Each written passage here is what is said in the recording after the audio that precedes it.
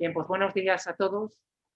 Explica un poco el procedimiento y el método de la asignatura. Lo volveré a explicar para los que no han podido escucharlo. Y como pueden ver, vamos a ver lo que se refiere a esta asignatura titulada Vaticano II, Historia, Contexto y Doctrina. El título yo creo que ya es orientador. Quiere decir, en primer lugar, que intentaremos situar el texto en el contexto histórico, cultural, teológico, también algo filosófico. En segundo lugar, veremos algunas nociones de historia que nos ayuden a situar las ideas en el tiempo. Y en tercer lugar, veremos lo que se refiere a la doctrina. Aquí ya tenemos una cuestión interpretativa y es que habitualmente se suele apelar a un cierto espíritu del concilio, aplicando, quizá de un modo intencionado, la famosa afirmación de San Pablo de que la letra mata, el espíritu vivifica. Bien, evidentemente esto se refería a la antigua ley, no al Concilio Vaticano II. San Pablo no hablaba precisamente del Concilio Vaticano II. Entonces, a veces se entiende de un modo un tanto unilateral que el Vaticano II es sobre todo un espíritu. Un espíritu que por su misma definición es fácilmente manipulable. Entonces, uno apelando al espíritu a lo mejor puede introducir la propia opinión o incluso una determinada ideología. De tal manera que los textos del concilio quedan en un segundo plano. La postura que vamos a intentar defender aquí es que el espíritu del concilio se encuentra precisamente en los textos.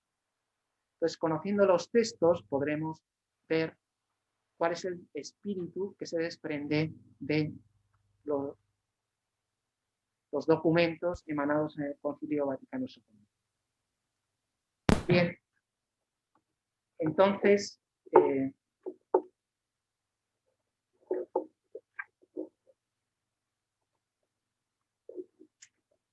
a ver si soy capaz.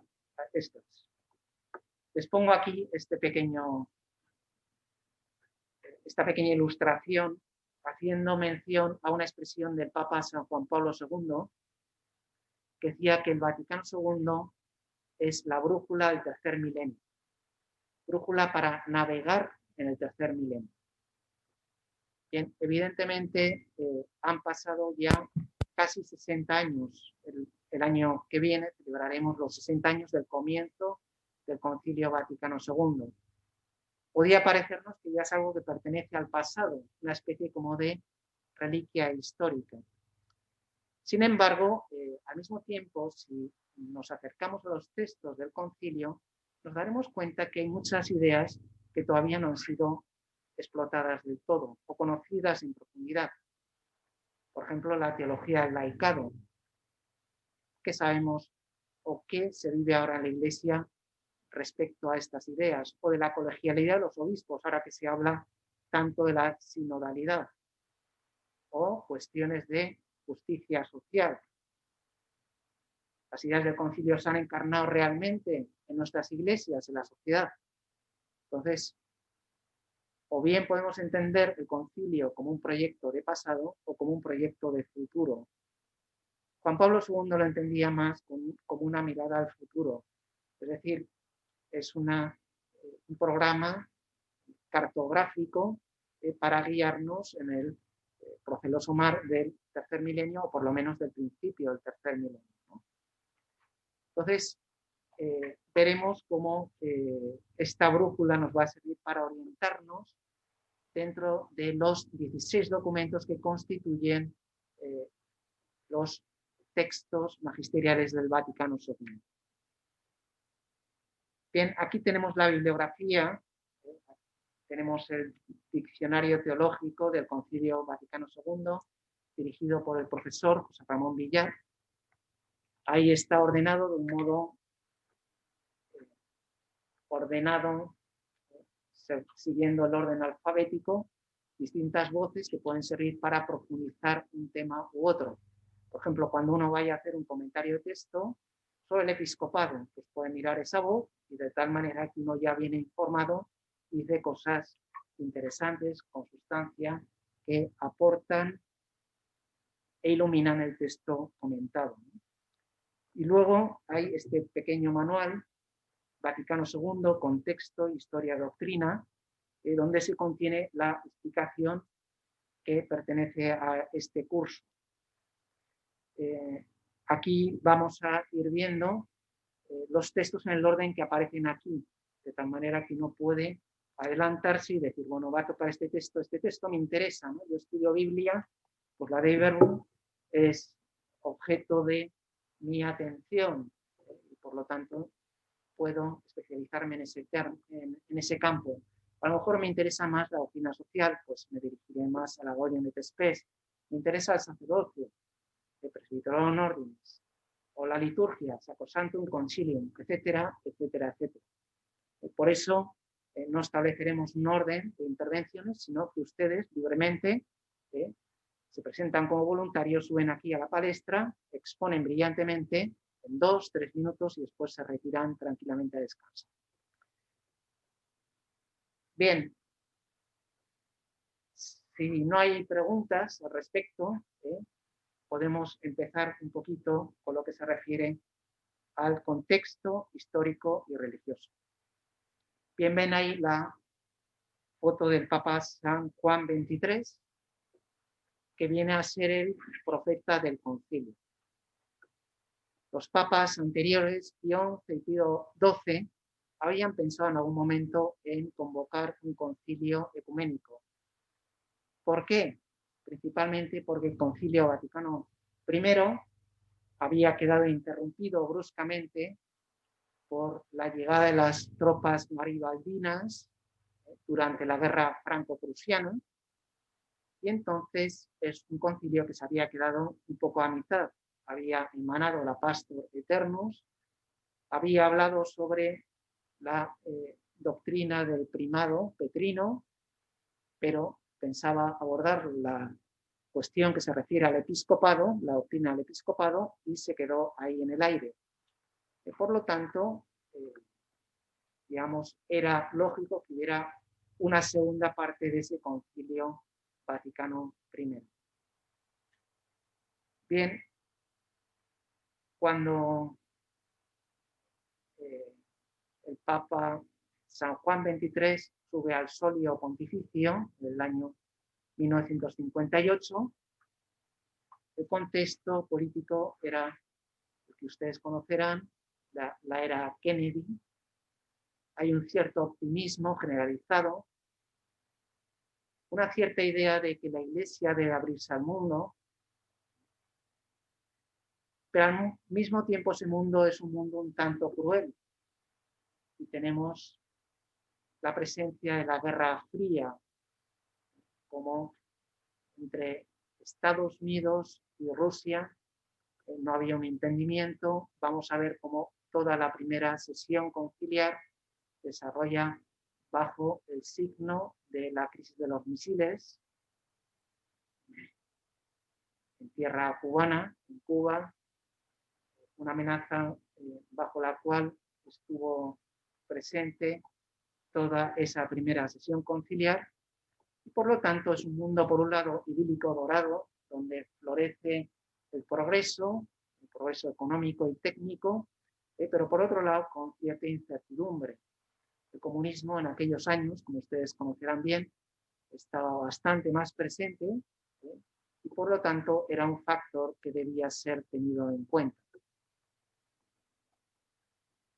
Bien, en segundo lugar, ese marxismo había hecho mella en el mundo de las ideas, y también la Iglesia veía la necesidad de confrontarse con esa realidad. La doctrina de la justicia social, la Iglesia llevaba la delantera en el sentido de que ya desde León XIII se habían abordado los temas sociales. Sin embargo, quedaba esa cuestión pendiente, cómo afrontar el marxismo. Un ejemplo que a lo mejor se les viene a la cabeza es el libro Catolicismo de Henri de Libac, en el cual el teólogo francés lo que hace es afrontar la dimensión social de la Iglesia y de la teología. Es decir, la salvación no es un hecho individual, nadie se salva solo, repite el Papa Francisco, y por lo tanto hace falta una dimensión, digamos, eclesial, social, comunional. Bien, este ejemplo nos sirve para darnos cuenta de que la Iglesia quiere afrontar el reto planteado por el comunismo. Que con el comunismo, grandes masas habían dejado de pertenecer a la Iglesia. Y eso plantea una serie de cuestiones del tipo, ¿lo estamos haciendo bien? ¿Estamos evangelizando del modo correcto? ¿O el mensaje de la Iglesia se tiene que actualizar? ¿De qué modo se tiene que actualizar? Se trata de que mimeticemos los métodos empleados por el marxismo, o se trata de profundizar en el mensaje evangélico para que ese mismo mensaje, con la vitalidad propia, sea capaz de evangelizar las circunstancias actuales, en el mundo actual. Otra circunstancia que ustedes conocerán bien es el fin del colonialismo. América se había independizado del continente europeo durante los siglos XVIII y XIX. El siglo XX le tocará a los países africanos y asiáticos. Digamos que el mapa mundial está cambiando al mismo tiempo que las influencias evolucionarán más en la línea de la actual globalización. Pero evidentemente esa mundialización de la Iglesia plantea unos retos interesantes. Lo que estamos viviendo ahora en la Iglesia, en cierto modo, es algo preconizado por la Iglesia del final de los años 50, principios de los años 60. Pío XII había nombrado ya algunos cardenales de todo el mundo y realmente causaron una gran sensación en Roma el poderse encontrar con esas personas de todos los continentes. Habitualmente el cardenal medio de aquella época era italiano, o en su defecto europeo o americano del norte. Pero evidentemente no había cardenales con peso significativo de otros continentes. Ahora tenemos un papa argentino, en aquella época era algo impensable, igual que era impensable tener un papa polaco o alemán. El contexto era totalmente distinto. Se ve que en estas décadas hemos evolucionado también de un modo distinto en nuestro modo de pensar. Bien, y después lo que se refiere al contexto eclesial. Ahí tenemos la figura de San Juan XXIII, la Iglesia venía de un pontificado sólido, seguro. El adjetivo que se suele poner es habitualmente hierático, de Pío XII. La Iglesia se presentaba sicut acies ordinata, es decir, como un gran ejército que avanzaba de un modo seguro, con una cierta seguridad que algunos llamarán triunfalismo. Al mismo tiempo, esto no quiere decir que el pontificado de Pío XII fuera un pontificado cerrado. Se introdujeron grandes ideas. Las ideas del movimiento litúrgico fue recogido por el magisterio.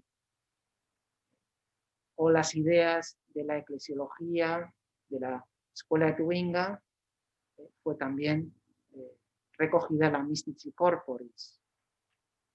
La escritura también encontró un sitio seguro en el magisterio de Pío XII. Y de hecho, para no establecer dialécticas falsas, el pontífice más citado por el Concilio Vaticano II va a ser precisamente Pío XII. Aquí ya aprovecho para sugerir una metodología de pensamiento que puede ser útil, ¿no? A veces podemos pensar de un modo un tanto dialéctico, bipolar, y convertir el Concilio Vaticano II, como decía, don José Morales, una especie de película de buenos y malos. Hay unos buenos, entonces uno se apunta al bando que quiere y entonces el bando contrario son los malos. Claro, esa interpretación dialéctica a veces arroja algunas luces, pero en general condiciona bastante la interpretación. Yo insistiría, en primer lugar, en el aspecto comunional de la Iglesia. Uno puede tener las ideas que quiera, la sensibilidad que quiera, pero resolverlo todo de un modo armónico, comunional, donde la ley suprema sea la caridad. Evidentemente, en el Concilio Vaticano II va a haber tendencias y va a haber política, pero sobrevolando todo el concilio estará el Espíritu Santo. Entonces, si nos quedamos simplemente en las cuestiones puramente puntuales, no entenderemos el concilio en profundidad. Por eso, a lo mejor superando esa visión un poco dialéctica, un poco política, un poco bipolar, de entender la Iglesia o el concilio de un modo demasiado enfrentado, creo que nos ayudará a entender más en profundidad el contenido teológico, no ideológico, sino teológico. Bien, entonces, cuando llega Juan XXIII, ustedes conocerán bastante sobre su biografía, un papa campesino, un papa sencillo, un papa campechano, y aquí también tenemos que desposeerlo de una imagen un tanto mítica a la cual se ha rodeado la figura de Juan XXIII. A veces se le presenta como lo que aquí llamamos un papa bonachón, un papa bueno. Bueno en el sentido de bien intencionado, pero sin ser demasiado consciente de las consecuencias de sus actos. Papa Juan XXIII era historiador, era un intelectual, era un hombre prudente, era un hombre experimentado. Había estado en Bulgaria, en Grecia, en Turquía, zonas donde son habitualmente conflictivas, donde son un verdadero avispero. Y había resuelto de un modo bastante armónico la situación en esos países. Después fue a Francia como nuncio. Y en Francia había una serie de cuestiones espinosas que tiene que afrontar, tiene que enfrentarse un laicismo más bien de tipo negativo, que no tiene muy en cuenta la Iglesia, y también ahí resuelve con bastante soltura. Conoce el mundo de los curas obreros, es decir, de esos sacerdotes que se dedican sobre todo a meterse en esos mundos proletarios, cuando hemos dicho cómo la Iglesia afrontaba el comunismo, el marxismo, algunos pensaron que la solución era que los sacerdotes, sin abandonar del todo el ministerio, sobre todo, se dedicaran a trabajar en fábricas o en lugares habituales de trabajo de los obreros y entonces intentar evangelizar desde ahí.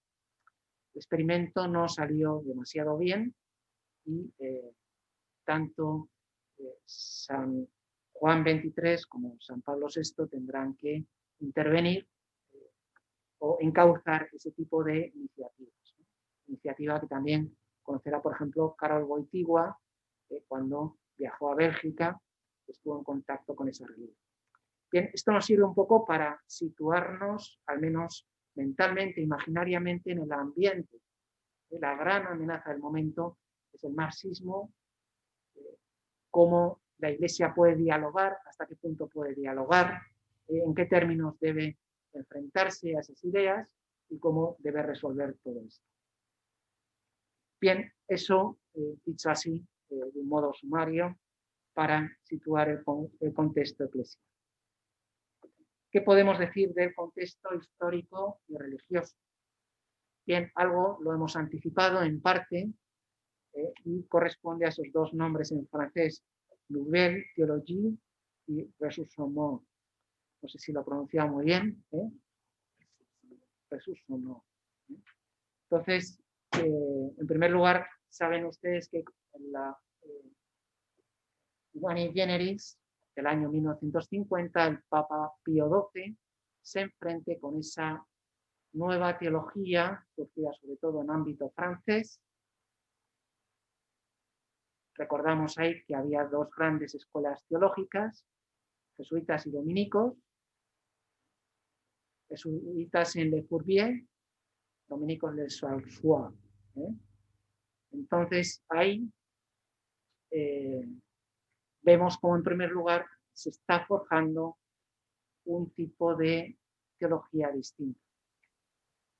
La teología que venía recogiendo, utilizando la Iglesia hasta ese momento, es una teología de tipo escolástico, neoescolástico.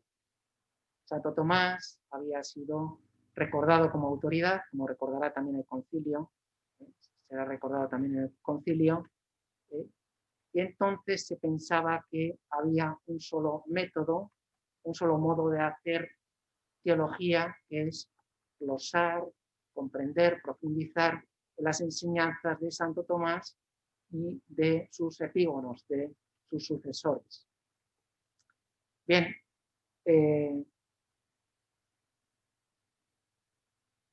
lo que tenemos que ver aquí, en primer lugar, es que esa nueva teología lo que propone es una vuelta a las fuentes. En primer lugar, la escritura, y ahí tendremos toda la influencia del mundo protestante, de la exégesis y de la profundización que se había dado en los textos sagrados a través de, por ejemplo, las investigaciones del padre Lagrange y de tantos otros.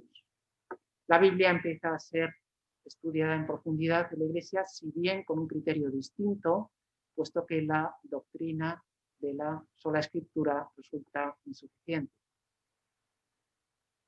Por otro lado, junto a la Biblia tenemos la teología de los padres. Se empiezan a hacer ediciones como es la Unan Santam, ediciones críticas de textos de padres de la Iglesia, y entonces se dice, bueno, no solo Santo Tomás es importante e interesante, sino que los escritos de los padres también son un buen medio, un buen método de lectura de la escritura. Por lo tanto, estudiar los padres nos dará también un sustrato, un suelo sobre el cual asentar una teología, digamos, con un tono distinto. Si ustedes se dan cuenta, también está aquí detrás una cuestión de estilo. La cuestión de estilo es que mientras la teología escolástica utiliza una sintaxis, digamos, complicada, con varias subordinadas, frases largas, textos de naturaleza más bien conceptual. Sin embargo, lo que vamos a tener en la teología patrística es un comentario sine glosa de la escritura, a veces con un tono parenético, exhortativo, pastoral, poético también, que va a crear un ambiente distinto. Por lo tanto, la teología propuesta por la Nouvelle Théologie era diferente, tanto por parte de los dominicos como por parte de los jesuitas.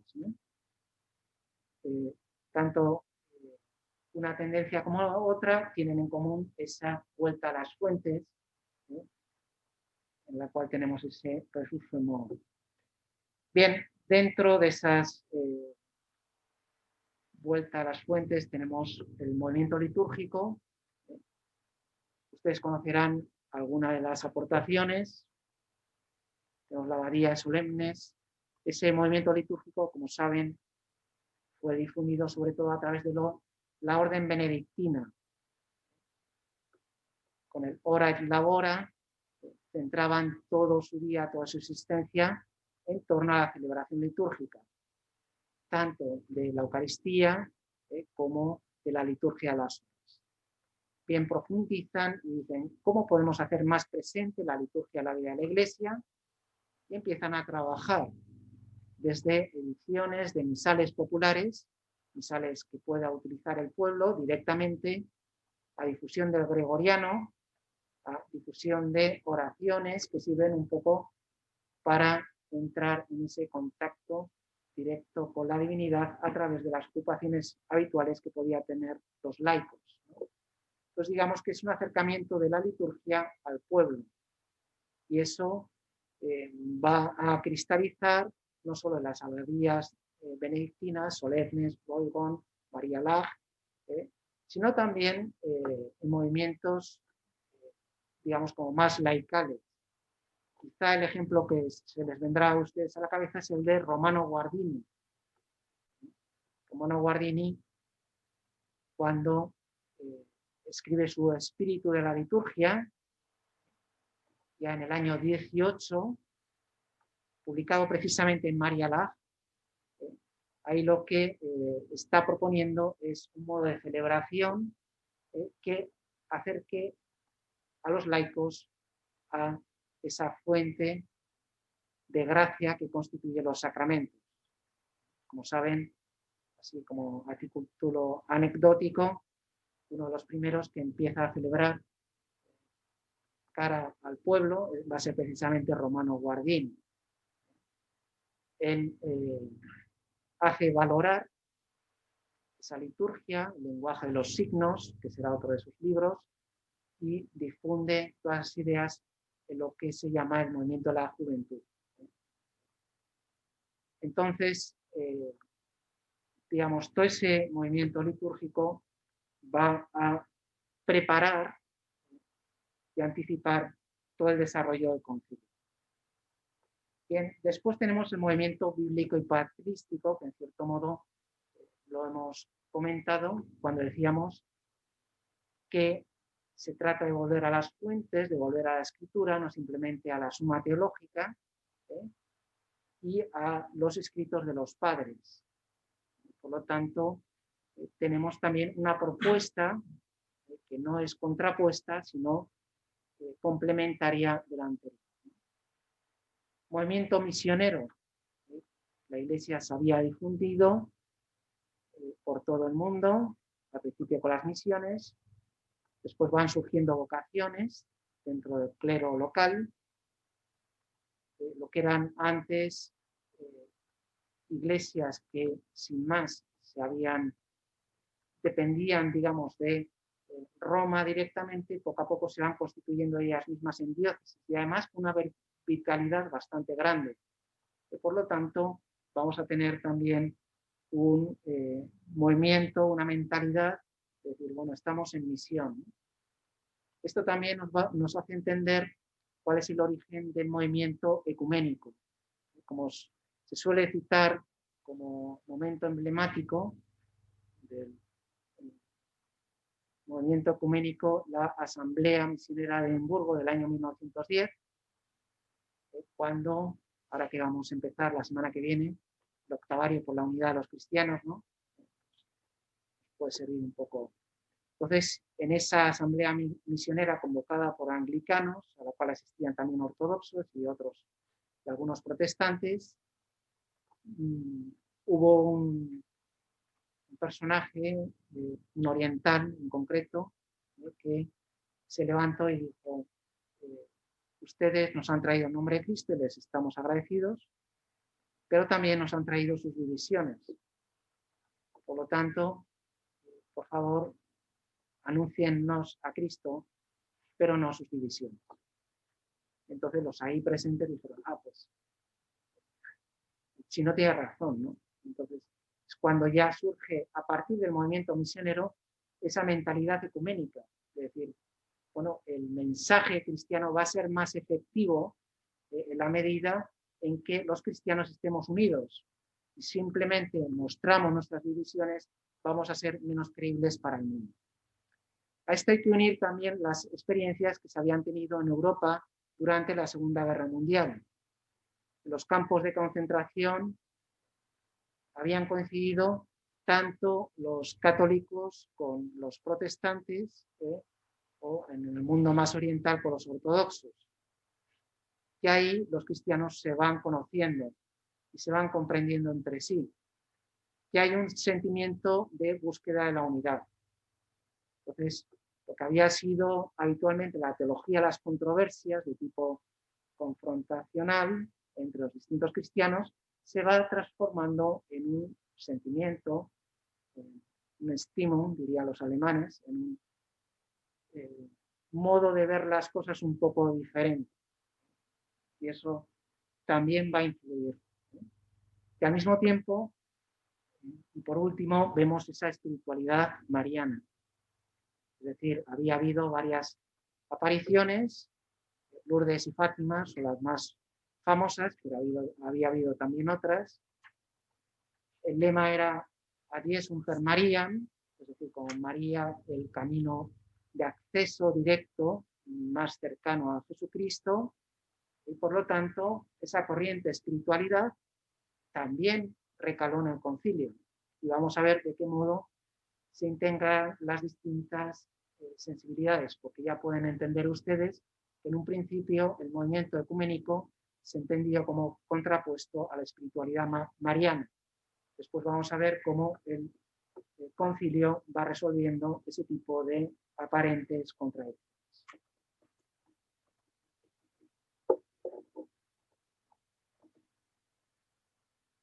Bien, sobre la cultura y la teología, podemos recordar, en primer lugar, cómo durante el siglo XIX la Iglesia había adquirido o había adoptado una postura más bien de tipo antimoderno.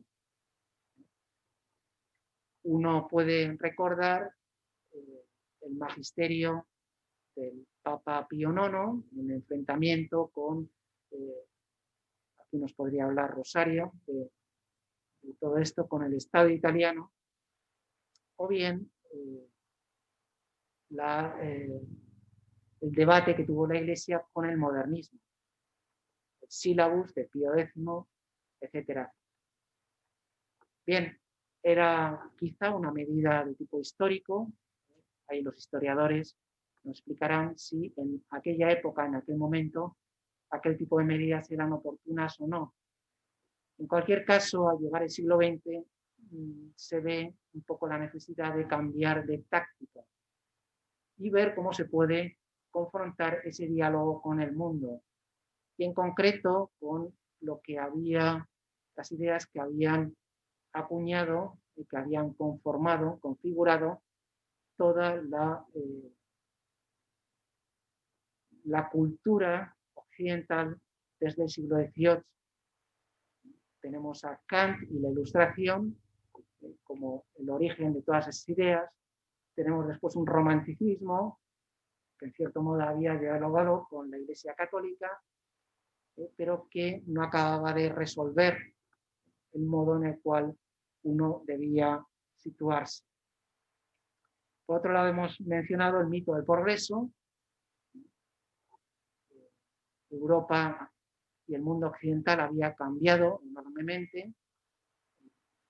El progreso científico y técnico. Piensen, por ejemplo, solo en un detalle, los anticonceptivos. Cómo han cambiado la sociedad. Entonces, eso es uno de los ejemplos que podríamos poner, o Internet, o la televisión, en aquella época. Son retos que se plantean a la Iglesia y que la Iglesia debe resolver de un modo armónico sin perder su propia identidad. Bien, de la Guerra Fría ya hemos mencionado ese tipo de ambiente, de tipo confrontacional, la crisis de los misiles en Cuba, la era Kennedy, por otro lado, a ver cuál puede ser el diálogo de la Iglesia con el marxismo y el comunismo y en qué términos debe expresarse. Por otro lado, vamos a ver cómo todas esas ideas procedentes del movimiento litúrgico también estaban cambiando el modo de vivir la fe. Habitualmente se entendía la liturgia como algo que celebraba el sacerdote y al cual asistía un poco desde lejos el pueblo. pueblo a lo mejor podía estar rezando piadosamente el rosario mientras el sacerdote celebraba la liturgia en voz baja, sin ningún diálogo con la asamblea.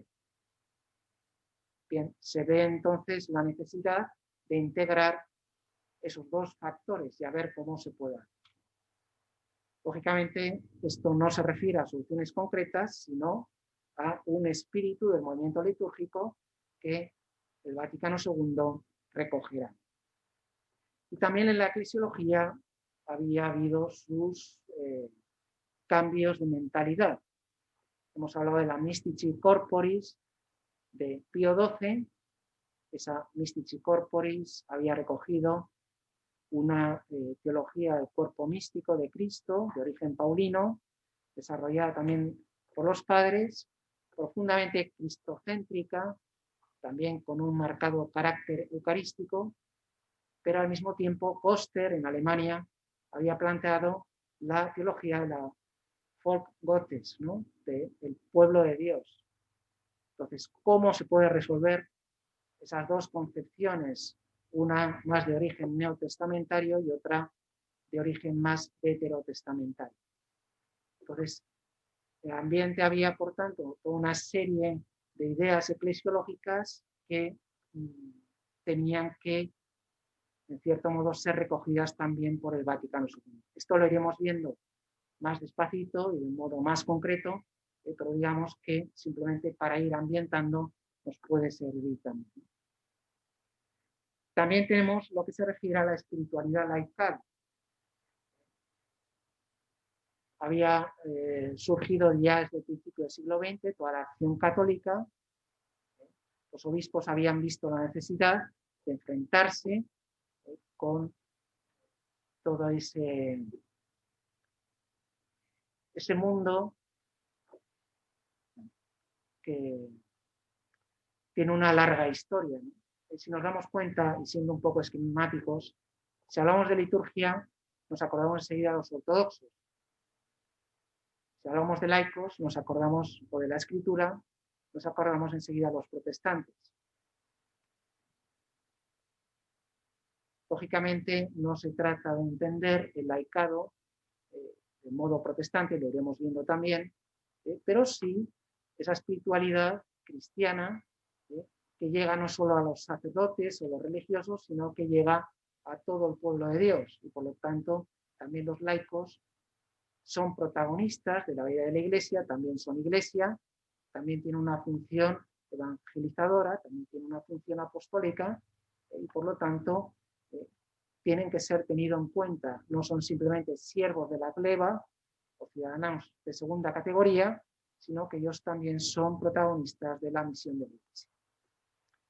Bien, entonces a principios del siglo XX surge la acción católica, pues las juventudes obreras católicas, que tienen que ver con ese movimiento que hemos mencionado, los curas obreros. Lógicamente, también, ya que estamos en esta sede, tendríamos que hablar del Opus Dei en 1928, Comunión y Liberación. Chiara Lubich también trabaja en Italia y en todo el mundo. Entonces, digamos que toda esta sensibilidad también tiene que ser reconocida por ese nuevo concepto. Bien, esto lógicamente lo vemos ahora con una vista retrospectiva. Estamos viendo cuáles son las ideas que pululaban, pero vamos a ver cómo, para que el concilio integre todas estas ideas, tiene que haber todo un proceso histórico que a veces nos puede parecer un poco controvertido, un poco pues, demasiado político o violento, pero que vamos a ver cómo todo esto se resuelve de un modo más o menos armónico. Bien, entonces, en lo que se refiere a las ideas filosóficas, perdonen, si no tienen inconveniente, sobre todo por el horario que tenemos algunos, tendríamos las dos clases seguidas. Esa es la mala noticia. La buena noticia es que saldremos un cuarto de hora antes. Entonces, si no tienen problema, podemos hacerlo así de un modo hábil.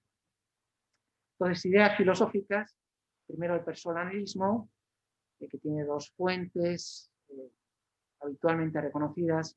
Una vendría a través de la filosofía kantiana y otra sería a partir de la teología escolástica. donde se reconoce la importancia del individuo, la importancia de la persona. Entonces, esa sensibilidad era reconocida habitualmente. Tenemos todo el personalismo francés, y digamos que en aquella época, y sobre todo en el periodo de entreguerras, después del desastre de la Gran Guerra, de la Primera Guerra Mundial, casi todo el mundo era personalista y apreciaba la importancia de la persona. Se ve que estas ideas se olvidaron enseguida, puesto que llegó el Tercer Reich y la Segunda Guerra Mundial. Pero en cualquier caso, el ámbito de la filosofía, ese personalismo, la la filosofía del diálogo de Ferdinand Ebner o Martin Buber, el yo-tú, pues va a ser, digamos, unas ideas que estaban en el ambiente filosófico y que también van a ser asumidas por el Vaticano II.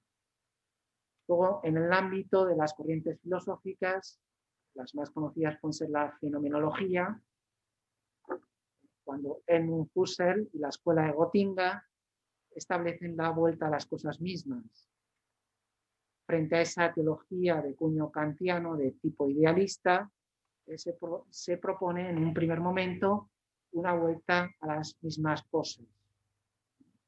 Bien, ahí tiene unos momentos, digamos, de mayor acercamiento a una filosofía realista, mientras, por otro lado, Edmund Husserl, que es un filósofo bastante difícil de seguir, pero parece ser que la última época se retira a los cuarteles de invierno del kantismo, vuelve a Kant. Sin embargo, ha dejado algunos eminentes discípulos, como pueden ser Eisenstein, Santa Benedicta de la Cruz, discípula y asistente del mismo Husserl, o Max Scheler, que experimentó también su entrada en la Iglesia Católica en un primer momento, después también entra en crisis. Toda la filosofía de los valores les sonará, a los que conozcan mejor la ética. Y, por supuesto, no podemos olvidar a Karol Wojtyła, que estudió a su vez a Max Scheler y lo confrontó con la teología de Santo Tomás. Entonces, digamos que esa fenomenología de decir las cosas de un modo más concreto, de ir describiendo, a veces parece de un modo interminable, como dando vueltas en círculo, sin concluir demasiado, pero sin embargo, si uno va siguiendo ese recorrido, se da cuenta de que esos círculos, en el fondo, es una espiral que al final lleva a un núcleo íntimo, la intuición eidética, es decir, el ver en qué consiste la esencia de esas mismas cosas, ¿no? Digamos que es una mentalidad no tanto silogística o puramente argumentativa, propia del idealismo o incluso de la neoescolástica, sino que es decir cosas más concretas para llegar, intentar aprender la esencia de las cosas. Y sobre el existencialismo, pues ustedes conocerán distintas corrientes, unas más cristianas que otras. La corriente alemana de Jaspers y Heidegger van a tener un gran protagonismo, una gran importancia, pero efectivamente no van a ser cristianas. Es más, muchas veces criticarán el cristianismo con cierta aspereza. Sí que tienen como aportación positiva esa frescura, esa proximidad, de que la filosofía no son meras abstracciones vaporosas, sino que también tienen que ver con la vida concreta, ¿no? Tiene también una gran capacidad de sugerencia. Cuando Heidegger dice el hombre es el pastor del ser, pues desde luego a todos nos despierta el interés, ¿no? Qué bonito, ¿no? El problema es entender qué consiste en ser pastor del ser y qué entiende Heidegger con el ser. Como saben, en la última etapa de su vida, Heidegger se dedicará sobre todo al comentario de las obras de Nietzsche. y parece que ese ser se acerca peligrosamente a la nada. Por lo tanto, digamos que esa beta del existencialismo nos aporta un lenguaje, nos aporta unas ideas, nos aporta un ambiente interesante, pero por otro lado tiene que estar conciliado con el cristianismo. Este intento de encuentro entre cristianismo y existencialismo será más logrado, por ejemplo, en Gabriel Marcel, existencialismo francés de tipo cristiano, donde, utilizando ese lenguaje, intenta acercarse a una filosofía, digamos, como más viva, más cercana. Bien, y en último lugar tenemos los ámbitos donde se desarrollan estas nuevas ideas. Como ven, todo esto en el fondo, en un principio es profundamente eurocéntrico. Los Estados Unidos también tendrán un gran protagonismo de concilio, pero en un primer momento lo que desembarca en el Concilio Vaticano II son ideas acuñadas y forjadas en Europa. Hay un libro por ahí de tipo cronístico, un periodista, Wilgen, estadounidense, que asistió al concilio y hace un relato bastante interesante, que se titula El Rin desemboca en el Tíber. El Rin desemboca en el Tíber. ¿Qué está diciendo ahí? Que el río centroeuropeo por excelencia, que nace en Suiza, después va por Alemania, atraviesa Bélgica y Holanda. Ese río no va a dar al Atlántico, sino que va a llegar hasta Roma, hasta el Tíber, y que todas estas ideas centroeuropeas van a desembarcar en concilio. Bien, esto dicho a modo de anticipo, a modo de spoiler, ¿no? Pero vamos a ver cómo todas esas ideas se van a ir concretando de un modo y de otro. Y así tenemos Bélgica. Bélgica que había, pues estaba Lovaina. Y va a haber algunos teólogos, Gerard Philips, Conclave, y algunos otros, Meller, que van a aportar esas nuevas ideas al Vaticano II, hasta el punto de que se va a hablar de la Armada Lovaniensis, es decir, como hay un ejército de teólogos y canonistas procedentes de Lovaina que van a intervenir activamente en el concilio y lógicamente van a hacer valer sus ideas. Aquí ya podemos ir detectando que va a haber como dos sensibilidades. Una es la sensibilidad romana. Roma, para los que hayan podido estar ahí, se dan cuenta de que es un mundo fascinante, donde hay aportaciones de todo el mundo, pero al mismo tiempo tiene un modo de hacer como muy de allí.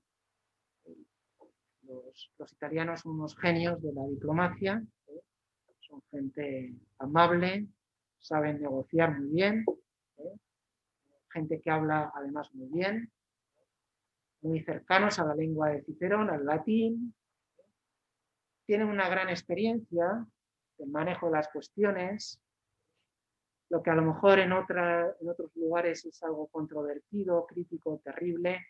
En Roma lo saben resolver de un modo pacífico y sabiendo dialogar. En ese sentido, digamos que es gente con una gran experiencia multisecular en el manejo de las cuestiones eclesiásticas. Por otro lado, era también un ambiente un tanto cerrado, que desarrollaba una teología propia, la teología de la escuela romana, de tipo de corte neoescolástico y tardoescolástico, y por lo tanto poco sensible a esa nouvelle teología de la cual hemos hablado, o a las corrientes que se daban en Centro Europa. Entonces, vamos a ver cómo va a haber, hay un pequeño enfrentamiento que después se va a resolver en diálogo. Bien, estas ideas que se forjaba en Bélgica, en Francia, también aparecerán en Alemania. Alemania tendrá un carácter también propio. Entrarán también en diálogo con la teología oriental, sobre todo en cuestiones eclesiológicas, y digamos que hacen ya profetizar o intuir o sentir que algo va a pasar. Evidentemente, visto desde Roma, todas estas ideas no se veían, por lo menos, con la misma viveza, con la misma urgencia con que podemos verlas ahora.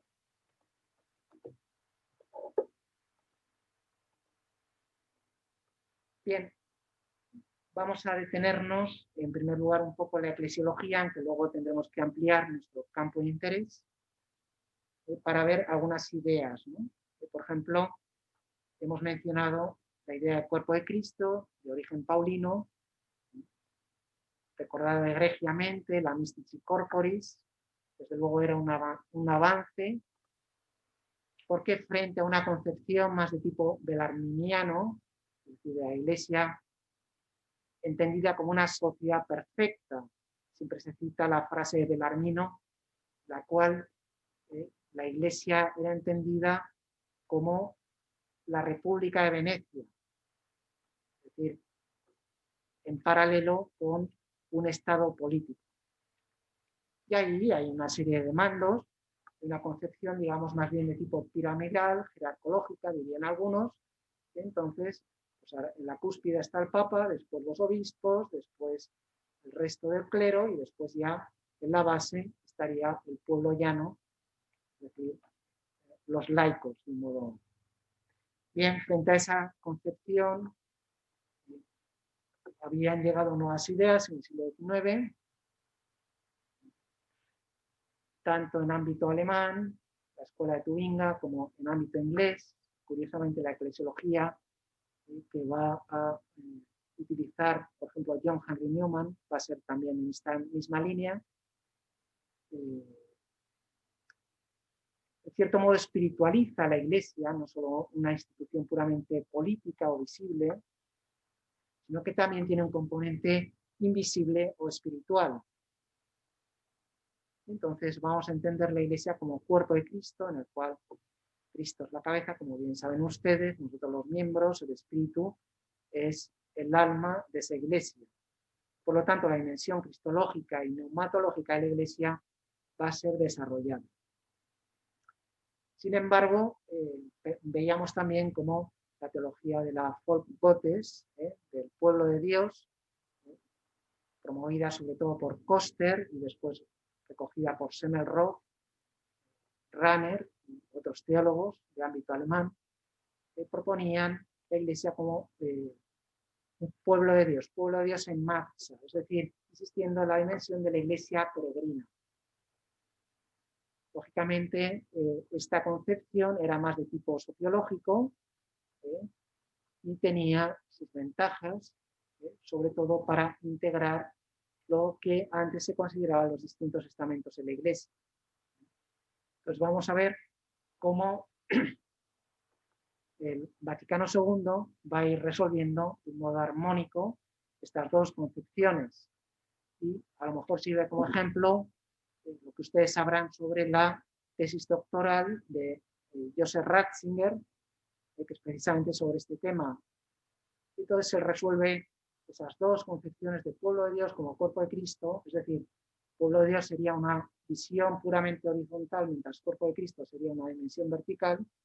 Él las concibe de un modo más bien armónico. ¿Qué es la Iglesia? La Iglesia no es otra cosa que el pueblo de Dios que vive el cuerpo de Cristo. En el centro de la Iglesia está el misterio eucarístico. El modelo de la Iglesia es la celebración, la asamblea litúrgica, pero digamos que esa celebración tiene esa capacidad cohesionadora. Entonces reúne en torno a sí a todo el pueblo de Dios. Bien, por otro lado está toda la teología del episcopado que iremos desarrollando poquito a poco. donde frente a una concepción, digamos, puramente jerarcológica, en la cual los obispos, como decía Pío IX a Bismarck, ¿no?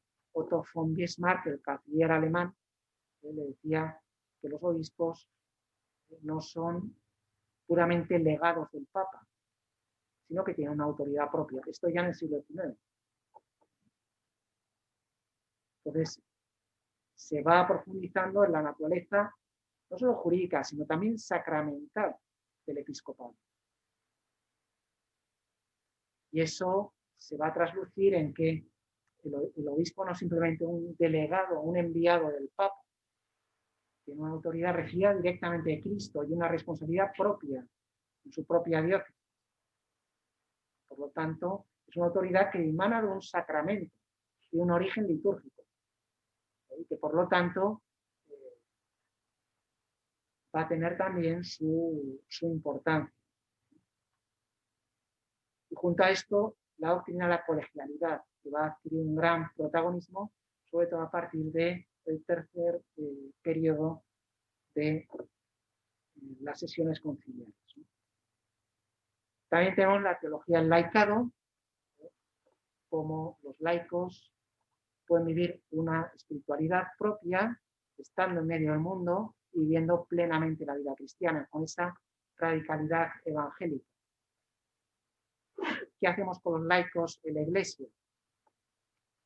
Simplemente, como decían, las obligaciones de laicos son pagar y no pecar, o tienen alguna tarea más encomendada a la misión de la Iglesia. Esas van a ser, digamos, las grandes cuestiones que están planteadas ahí desde el punto de vista eclesiológico. Intuimos aquí ya, digamos, las distintas posturas, las distintas perspectivas que aparecen en la eclesiología. Y luego la cuestión ecuménica. Tras 10 siglos, o 9 siglos de división con los ortodoxos y 4 con los protestantes, la Iglesia debe cambiar de actitud, debe perder esa confianza que tiene en sí misma. Son preguntas retóricas, ¿no?, que iremos resolviendo a lo largo del curso, ¿no? Cómo debe afrontar la relación con nuestros hermanos cristianos, ¿no?, de otras iglesias y confesiones. Bien, pues todo eso, digamos que está ahí, y que tendremos que ir viendo poco a poco a lo largo de este. Bien, entonces vamos a ir viendo lo que se refiere a los trabajos preparatorios. Primero el anuncio que fue sorprendente. Juan XXIII llevaba 2 meses elegido papa y de repente convoca el concilio que no se habían atrevido a convocar Pío XI y Pío XII. Se habla ahí de una bastante probable inspiración espiritual, que se ve llamado a esa tarea. Entonces, el 25 de enero de 1959, como saben, fiesta de la conversión de San Pablo, en San Pablo Extramuros, reúne a los cardenales y hace público el anuncio del concilio. Él en principio esperaba que hubiera un gran entusiasmo por parte de los cardenales y la verdad es que experimenta una cierta desazón, ¿no? Incluso cuentan que Juan XXIII, cuando hace público el discurso de anuncio del concilio, deja un silencio para que aplaudan los cardenales y ningún cardenal aplaudió. Es más, luego pidieron a ver si se podría esperar para anunciar el concilio. Es decir, que cuando se hiciera público el anuncio del concilio, se retrasara la fecha. Por lo tanto, digamos que fue una empresa casi en solitario por parte de Juan XXIII, que después, sin embargo, en el resto del mundo suscitó un gran entusiasmo. Bien, empiezan a andar las cosas. El 17 de mayo se constituye esa comisión preparatoria presidida por Tardini, ahí presente en la foto. Rápidamente se pide la colaboración de toda la Iglesia en todo el mundo, entonces se envían sugerencias, obispos, universidades, órdenes religiosas, responden en un 77%, es decir, todo el mundo se lanza ya a opinar. Todo este material está recogido en una cantidad inmensa de volúmenes, con sugerencias de todos los tipos, dependiendo de las experiencias eclesiales y pastorales de todas las iglesias del mundo. Ahí faltaron algunos países, por ejemplo, que estaban detrás del telón de acero, que no podían opinar libremente sin ser interceptados, y algunos países también, digamos, iglesias jóvenes, que no tenían demasiadas sugerencias, sino que estaban simplemente evangelizando y no les daba mucho tiempo para teorizar o para elucubrar sobre el tema. Bien, rápidamente se establece una estructura, ya al año siguiente, crea 10 comisiones que van desde la comisión de laicos, de sacerdotes o de liturgia, a 3 secretariados, como son los de prensa y espectáculos, o la secretariado para la promoción de la unidad de los cristianos, que se ocupará después del ecumenismo. Es decir, se empiezan a crear estructuras que van encauzando todas esas iniciativas.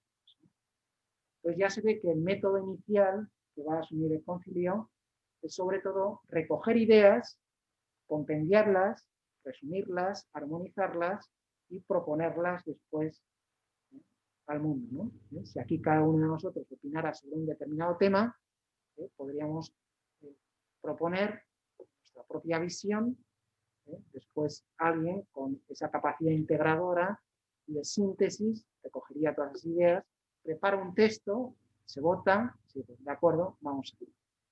Vamos a ver cómo el concilio no va a ser esto, aunque el propósito de Juan XXIII sí que lo era. Juan XXIII pensaba que en 2 meses el concilio estaba ya acabado. Y de hecho decía, se convocó para otoño del 62, es decir, el 11 de octubre del 62, y decía, para Navidades todos a casa. Sin embargo, vamos a ver que todas estas ideas que estaban enriqueciendo la Iglesia o que estaban aflorando en la Iglesia se van a hacer presentes en ese concilio, que no va a ser un puro proceso administrativo, sino que va a ser un verdadero foco de debate.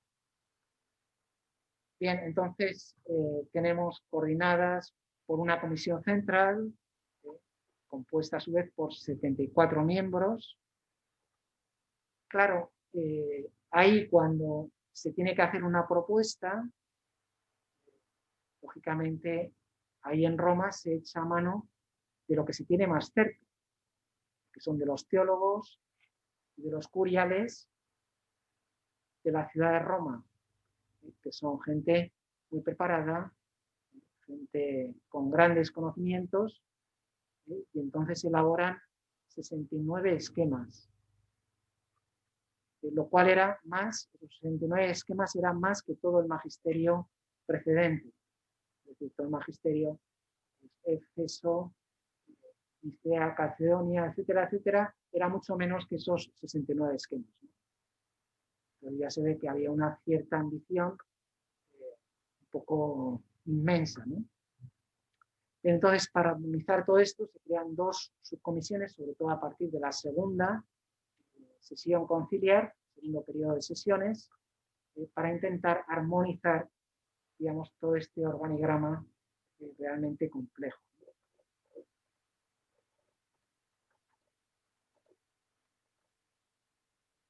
Bien, entonces el Papa Juan XXIII, con esa espiritualidad que tenía profunda, va primero a Loreto y Asís, a María y Francisco, a pedir ayuda por ese nuevo concilio. Va en tren, un acontecimiento, Mientras iba pasando el tren, los pueblos se iban acercando para saludar al Papa. Fue algo realmente conmovedor. Claro, eso tenía un cierto tinte profético. Juan XXIII fue el profeta del concilio, pero va a morir al final de la primera sesión, el primer periodo de sesiones. Entonces, si Juan XXIII va a ser el profeta, el arquitecto del concilio tendrá que ser Pablo VI, como vamos a ir viendo. Entonces, hay un gran entusiasmo. Va a haber un nuevo concilio, la Iglesia se va a poner al día y vamos a afrontar esta evangelización en el siglo XX. Entonces, en esa convocatoria oficial, la Bula Humanae Salutis habla de la paz como una urgencia, guerra a los misiles, crisis de los misiles, guerra fría, la unidad, el ecumenismo y la vitalidad. La famosa frase, la Iglesia está viva, la Iglesia es joven, desde Juan XXIII. La Iglesia no es una especie de dinosaurio o fósil disecado, bueno, fósil sin más, perdón, sino que es una realidad viva, es el cuerpo de Cristo, es la esposa de Cristo y tiene una gran vitalidad, una gran potencialidad las circunstancias actuales. Bien, y luego el carácter pastoral. Y aquí tendremos que hacer también una advertencia metodológica. Pastoral no quiere decir pastoralista, sino misionero. A veces podemos pensar que lo pastoral es un modo de concepción de la realidad eclesial con una cierta tendencia ideológica o con un cierto modus vivendi o modus agendi.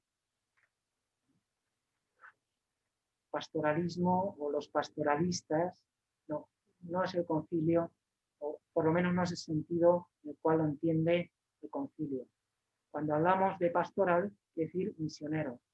La Iglesia, ¿qué puede hacer para evangelizar esas grandes masas bajo el poder del comunismo o presente todavía en esos continentes donde el nombre de Cristo no es conocido?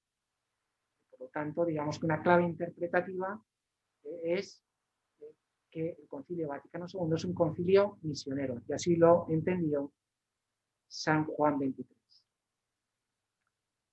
Bien, se establece un reglamento bastante complicado, como pueden ver. Hay un consejo a la presidencia, compuesto por 10 arzobispos y 2 cardenales, por 4 moderadores a partir del segundo periodo de sesiones, que intentarán coordinar ese consejo de la presidencia con todo este organigrama que, como pueden ver, es bastante complicado. 10 comisiones conciliares que darán lugar a los respectivos esquemas, de los cuales vamos a hablar a continuación, una comisión coordinadora, tenemos un secretario general, Felici, ahí lo ven en la foto, un hombre con grandes dotes de simpatía, que hablaba maravillosamente en latín, con una capacidad de hacer y de unir llamativas, vamos, el típico italiano, podríamos decir, y entonces él, como secretario general, tuvo un protagonismo importante. Bien, de asuntos extraordinarios, después hay un tribunal administrativo. Bueno, como ven, es toda una constelación de estructuras que a su vez se interrelacionan entre sí y que, digamos, eso es un poco el establishment, el esqueleto de todo el concilio. Pero, claro, también hay personas. Las personas, como pueden ver, son 2.693 padres en la primera sesión, o algunos van muriendo, otros se incorporan, se dan siempre en torno a los 3.000, cada uno con su experiencia. Algunos habían llegado de la Iglesia al silencio, procedentes de los países comunistas, otros procedentes de los países de misiones, otros europeos, otros italianos, españoles, latinoamericanos, con experiencias eclesiales también diferentes, y todos se tienen que poner de acuerdo entre ellos. Luego están 306 peritos, es decir, aquellos expertos reconocidos explícitamente por el Papa, y que van a cobrar un gran protagonismo del concilio. Congar llamaba al Vaticano II el concilio de los teólogos, quizá exagerando un poco, pero sí destacando la importancia que tienen los teólogos en el concilio. Y después hay también otros teólogos que no son propiamente peritos, es decir, que no son reconocidos explícitamente como tales por el Papa, pero cada obispo o cardenal tenía derecho a llevarse sus propios colaboradores. Y entonces estos también van a crear, digamos, un cierto foro de debate. Imagínense ustedes que un teólogo esté callado cuando están ocurriendo cosas, nos están diciendo cosas, ¿no? Ahí todo el mundo está opinando. En Roma hubo problemas de alojamiento para tanta gente, imagínense pues, toda la revolución que eso supuso, ¿no? A esto se sumaban 68 observadores no católicos, en un primer momento, que luego llegarían hasta 101. Los protestantes enseguida dijeron que sí, típico, ¿no? Los protestantes siempre te puedes dialogar con ellos en cuestiones teológicas, pero después, digamos, políticamente, por lo menos aquí en Europa, me doy cuenta de que en otros continentes es distinto, ¿no? Pero aquí en Europa puedes hablar con los protestantes, pero después en teología estás muy distante, ¿no? Con los ortodoxos ocurre lo contrario. Teológicamente estamos muy cercanos, pero afectivamente estamos mucho más distantes. Y de hecho, al principio solo dijeron que iban a asistir los ortodoxos de la iglesia rusa, de la copta, no sé si de la etíope. Y después se irán sumando otras iglesias ortodoxas como observadores, ¿no?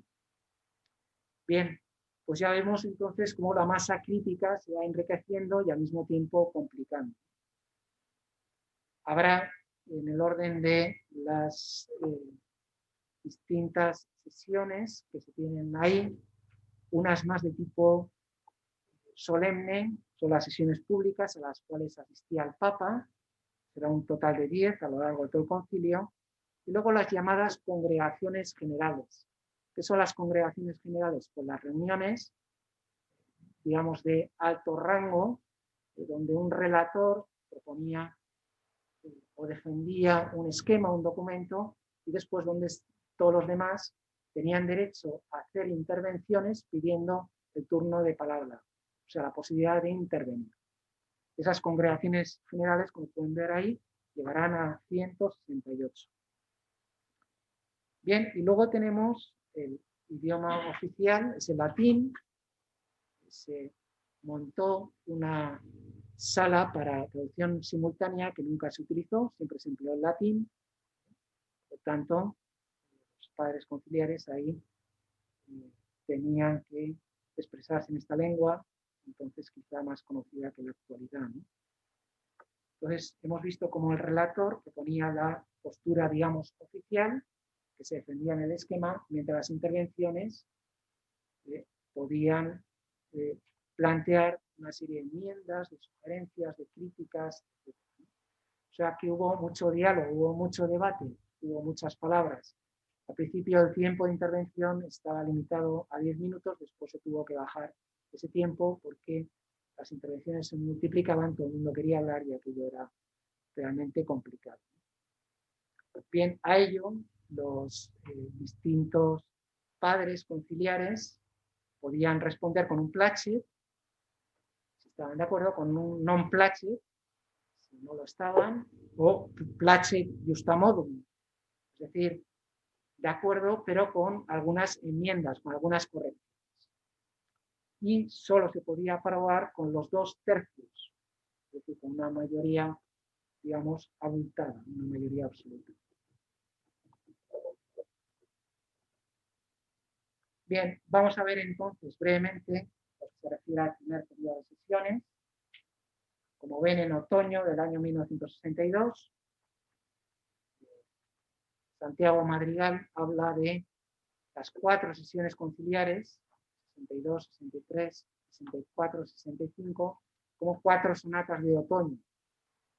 Sonatas en las cuales, pues a veces no solo hubo música de Vivaldi, sino también música, digamos, más estrambótica o más sonora, como puede ser la de Wagner o incluso casi rock and roll, ¿no? Porque ahí hubo de todo en estas sesiones conciliares, como vamos a ver. Empezó el 11 de octubre. 11 de octubre entonces se celebraba la Maternidad Divina de María, lógicamente por devoción a la Virgen del Papa Juan, y se acabó el Día de la Inmaculada Concepción. Por lo tanto, tiene un comienzo y un final netamente marianos, ¿no? Lo cual habla de la espiritualidad mariana que también estará presente en el Concilio Vaticano II. Bien, ahí tenemos enseguida un primer cambio de rumbo. El primer cambio de rumbo está protagonizado por esos dos, principalmente por esos dos personajes que aparecen ahí, Liénard, el arzobispo de Lille, en Francia, y Frings, el arzobispo de Colonia. Para situarnos, Frings era el jefe de Ratzinger, digamos, el cual había llamado él como perito o experto, ¿no? Como teólogo experto. Bien, entonces, ¿qué es la cuestión de las comisiones? Roma, con su eficacia habitual, había organizado una serie de comisiones y había acudido a aquellos que mejor conocían. Entonces eran principalmente gente de procedencia italiana o gente que tenía buena relación con la curia romana. Ante esto, digamos, los obispos europeos se levantaron y sugirieron que se enriqueciera el espectro, digamos, de procedencia de estas comisiones. Es decir, que hubiera también obispos pues, de Francia, de Bélgica, Alemania, por supuesto, pero también de Latinoamérica, de África, etc. De tal manera que fuera algo más armónico, más comunional, algo donde se pudieran escuchar más voces. Claro, esto que parece así tan sencillo, nos damos cuenta de que, bueno, en ese momento no estaba en la mente de nadie. Hemos dicho, Juan XXIII había pensado acabar en 2 meses. Por tanto, se eligen las comisiones trabajan mucho, y al final presentamos un texto, 69 esquemas. Imagínense ustedes, si ahora los textos del Vaticano II son extensos, imagínense lo que serían 69 esquemas, ¿no? Bueno, pues firmamos todos y nos vamos a casa. Claro, en la mente romana esta era la idea que se tenía. En la mente europea decían, con esos esquemas que habían sido, no lo he dicho, pero previamente enviados en el verano del 62 a las distintas diócesis, pues en las respectivas diócesis aquello se acoge de un modo pues, positivo, por supuesto, pero también crítico. Dicen, bueno, si simplemente es aprobar esto, realmente no es un concilio ecuménico.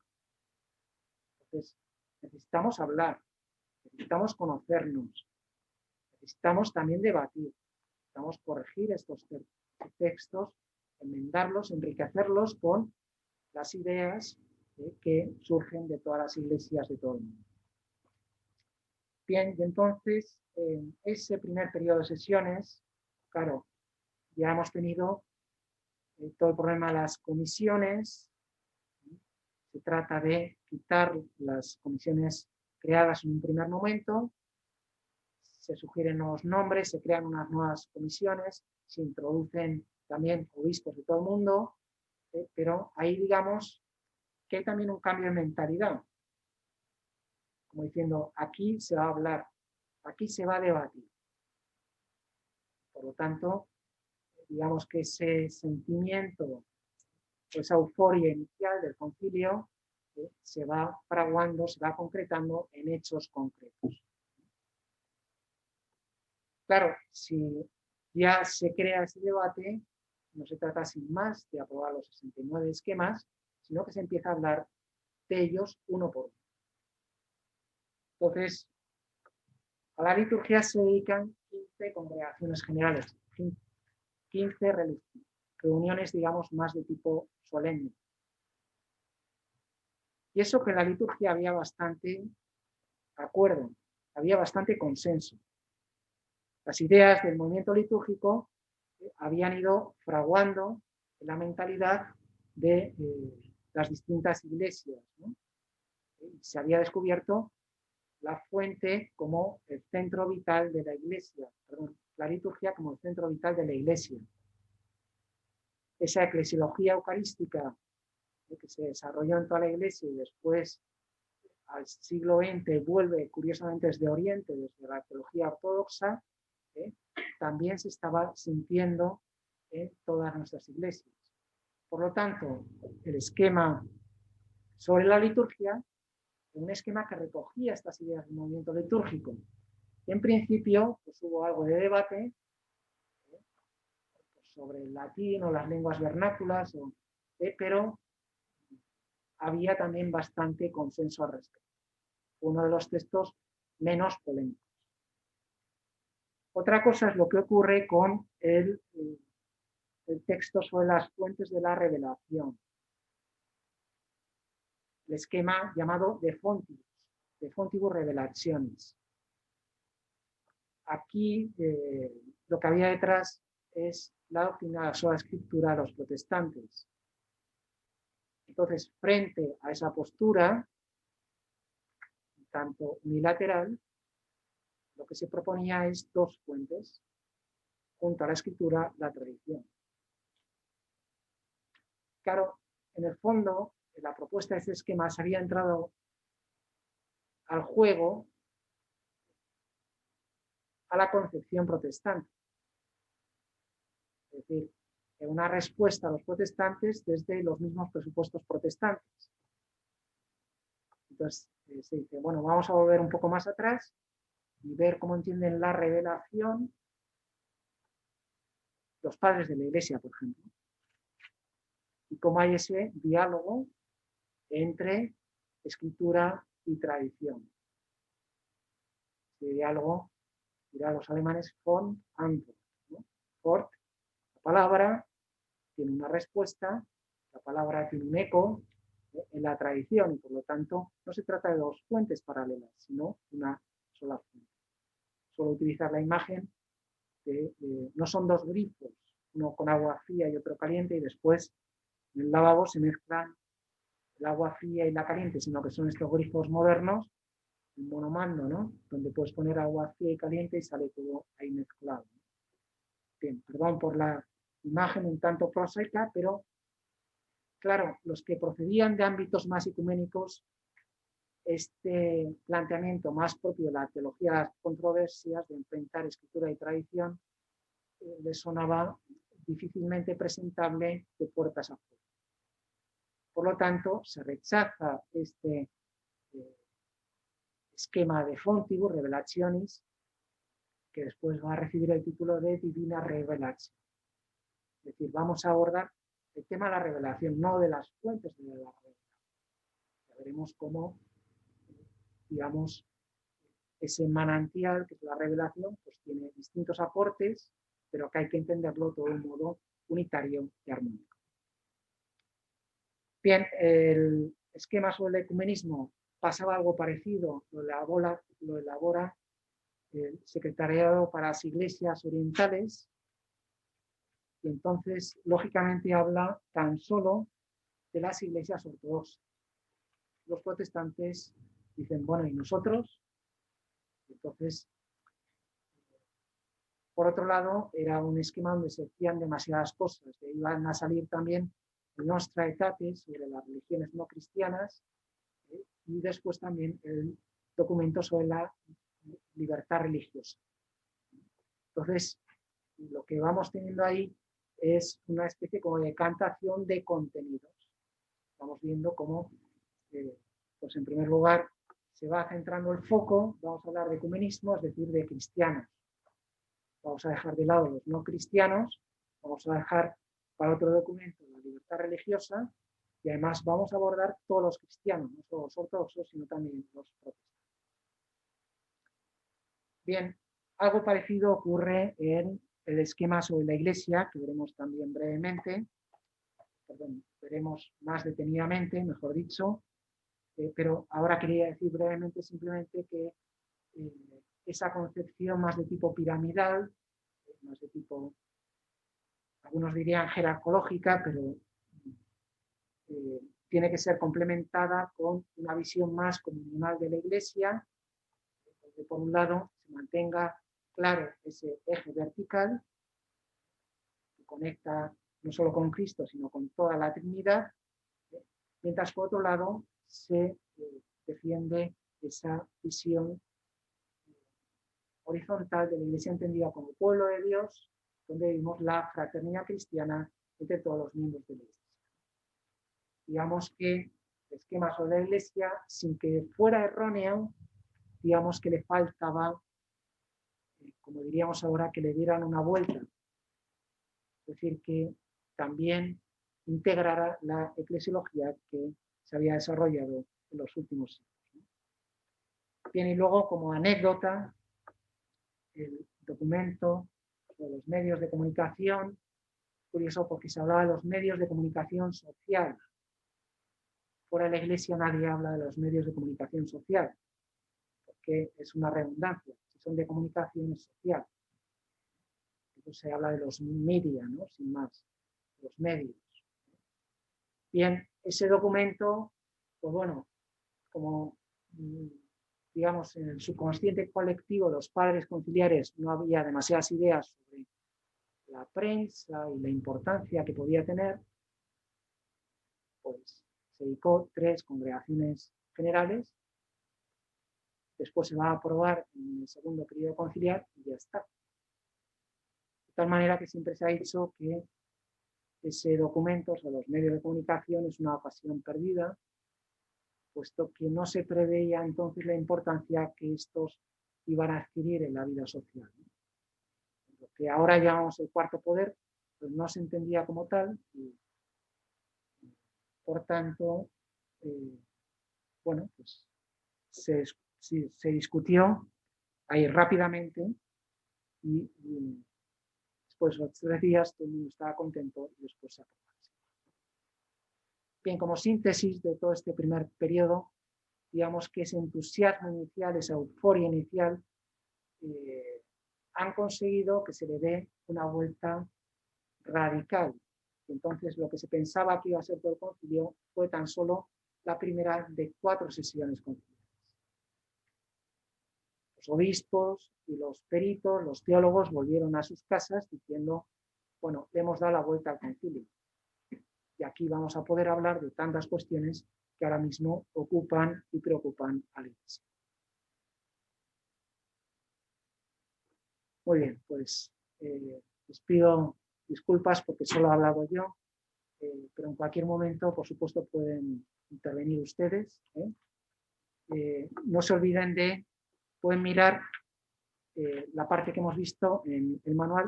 Me he olvidado decir que esto se encuentra, si se meten en la página web de la biblioteca, pueden descargar el libro electrónico. Y entonces lo pueden leer cómodamente en sus propios dispositivos electrónicos. ¿De acuerdo? Pues bueno, muchas gracias y hasta el lunes que viene.